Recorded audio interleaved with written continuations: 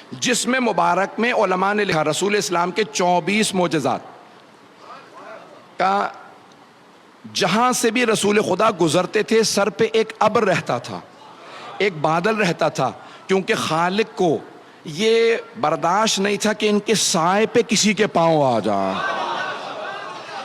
ان کے سائے پہ بھی کسی کے پاؤں نہ آئیں۔ اب اگر کبھی کسی نواسے کو کاندھوں پہ سوار کریں تو پھر ماننا پڑے گا خالق کی اجازت تھی۔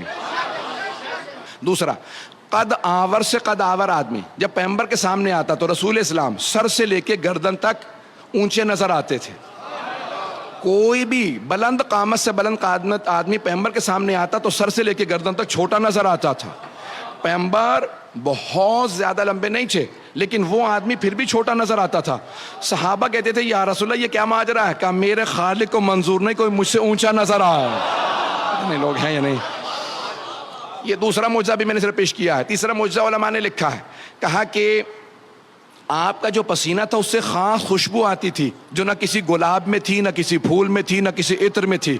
آپ کے پسینے سے خاص خوشبو آتی تھی، توجہ ہو، پسینے سے خاص خوشبو آتی تھی، جسم مطہر سے خاص خوشبو آتی تھی، ایسی خوشبو آتی تھی کہ جہاں سے آپ گزر جاتے تھے 1 سے 2 دن تک کافر و مشرک جب وہاں آتے تھے تو سونگ کے بتاتے تھے لگتا ہے محمد گزرے ہوں گے۔ تو دوسرا پوچھتا کیسے معلوم؟ کہ وہ جو خوشبو ان کے بدن سے آتی ہے نا وہ اس جگہ سے آ رہی ہے۔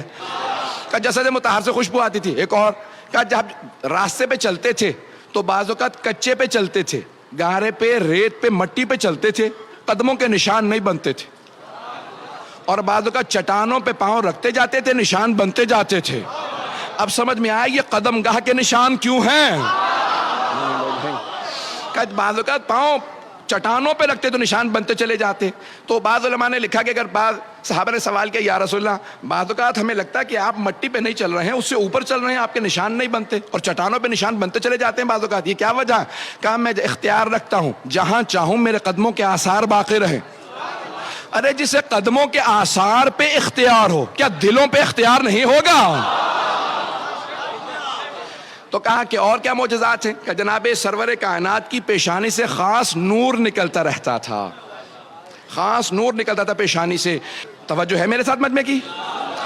کہا یہ 24 معجزہ میں سارے نہیں پیش کر رہا ہوں، جلدی پیش کروں گا۔ کہا جس میں مبارک سے خاص پیشانی سے خاص نور نکلتا تھا، آپ کے بال اور ناخن بڑھتے نہیں تھے، بال بڑھتے نہیں تھے، جیسے تھے ویسے ہی رہتے تھے۔ صرف ایک مرتبہ سر کے بال حجۃ الوداع کے موقع پہ سر منڈوایا تو سارے صحابہ نے آپ کے منہ مبارک، فارسی میں منہ کہتے ہیں اسی لیے منہ مبارک کہا جاتا ہے، پیغمبر کے بال نہیں کہتے، منہ مبارک کہتے ہیں۔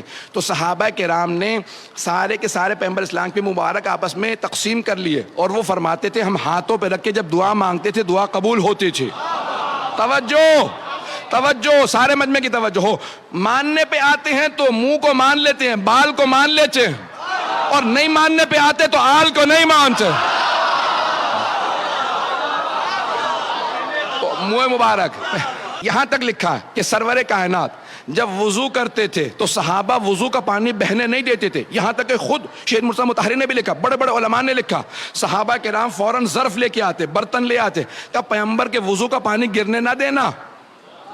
جب پیغمبر وضو کر رہے ہوتے تھے تو وہ فوراً ظرف نیچے رکھ دیتے، یہ پیغمبر کے بدن سے مس ہوا پانی ہے، لے جانا، بیماروں کو پلانا، شفا مل جائے گی۔ تو صحابہ کرام تبرکن پیغمبر کے بدن سے مس ہوا پانی لے جاتے تھے، تبرکن۔ تبرک کے منکروں کو بتا دیجئے صحابہ تبرک کو مانتے تھے۔ جانے گرامی، اب یہ سارے معجزات جسد مطہر سے متعلق ہیں سرور کائنات کے، کہ جس میں مبارک کے اندر ایسے ایسے معجزات ہیں سرور کائنات کے، میں پیش کر رہا ہوں آپ کو، اگر سننا چاہیں گے حضرات آگے بڑھوں گا۔ یہاں تک کہ جناب خدیجۃ الکبریٰ نے میسرہ اپنے خادم سے پوچھا تھا جو ان کا منشی تھا کہ جب تم سفر میں ساتھ تھے تو تم نے کیا غور کیا؟ کہا بی بی جب رات کو خیمے نصب کر دیے جاتے تھے سب لوگ زمین پہ اپنے بسترے لگا کے سو جاتے تھے، تو جب بھی کوئی خیمے میں آتا تو اشارہ کر کے بتا دیتا تھا یہ محمد سو رہے ہیں۔ تو کہا میسرہ پتہ کیسے چلتا تھا؟